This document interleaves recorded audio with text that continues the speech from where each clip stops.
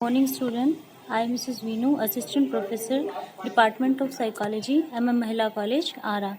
Today we will study about psychophysiologic skin disorder. आज हम पढ़ने वाले हैं साइकोफिजियोलॉजी क्या साइकोसोमेटिक स्किन डिसऑर्डर कौन कौन से होते हैं।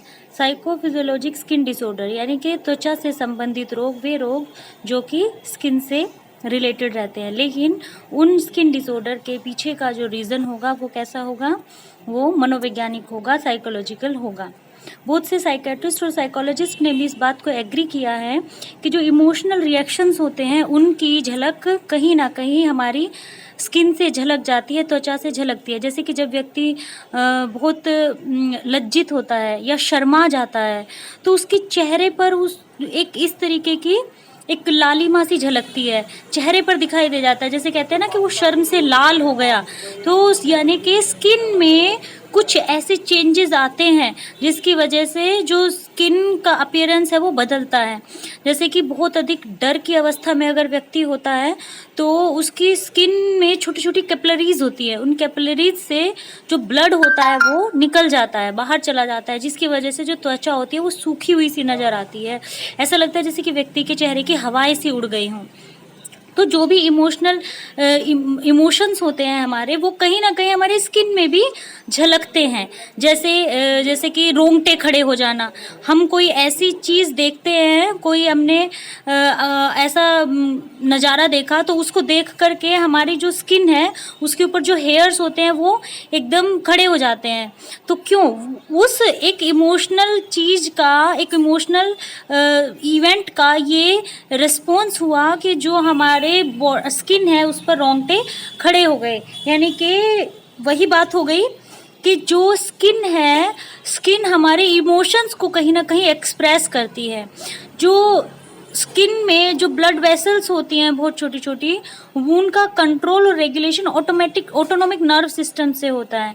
सो मेन बात यहाँ पर यही कही गई है कि जो स्किन डिसऑर्डर्स होते हैं उनमें इमोशनल फैक्टर्स का भी रोल होता है। स्किन डिसऑर्डर दो तरह के बताए गए, एक तो है न्यूरोडर्मेटोसिस और दूसरा है स्क्रैचिंग एंड ईचिंग। न्यूरोडर्मेटोसिस क्या है? ये एक स्किन डिजीज़ है, ये एक स्किन डिजीज़ है और इसमें डर्मेटोसिस कहाँ कहाँ हो सकता है? जैसे रिंग फिंगर है उसमें डर्मेटोसिस हुआ, या फिर थंब में हुआ, या फिर किसी के लिप पर डर्मेटोसिस हो जाता है। बहुत सारे ऐसे केसेस जो थे साइकोलॉजिस्ट ने स्टडी किए और स्टडी के आधार पर उन्होंने बताया।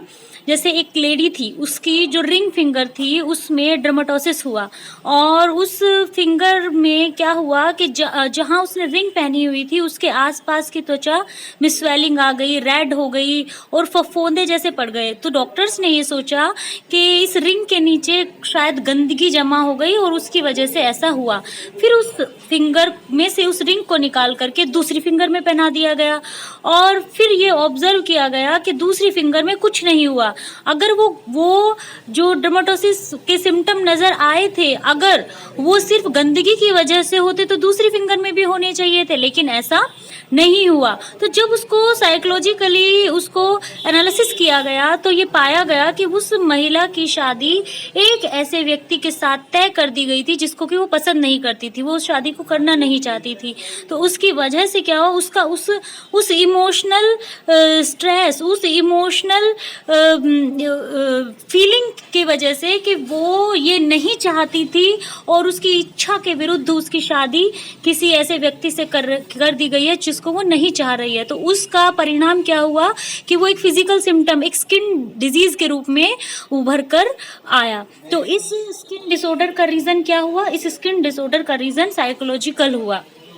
इसी तरीके से जैसे कि थंब पे डर्मेटोसिस हो जाता है या लिप डर्मेटोसिस हो जाता है, तो उनके पीछे भी कोई ना कोई ऐसा ही साइकोलॉजिकल रीज़न होता है। जैसे कि थंब डर्मेटोसिस के बारे में बताया कि थंब डर्मेटोसिस उन व्यक्तियों में ज़्यादा होता है जो कि अपनी ओरल स्टेज में उनको प्रॉपर जो संतुष्टि, जो सेटिस्फेक्शन मिलना चाहिए था, वो जब उस पूरी तरीके से नहीं मिलता तो वो फिक्सेट हो जाती है, उस स्टेज पर फिक्सेशन होगा और जब फिक्सेशन होगा तो व्यक्ति जो है ये सकिंग की का जो काम है वो बड़े होकर भी करता रहता है, थम सकिंग करने लगता है उसको कंपनसेट करने के लिए।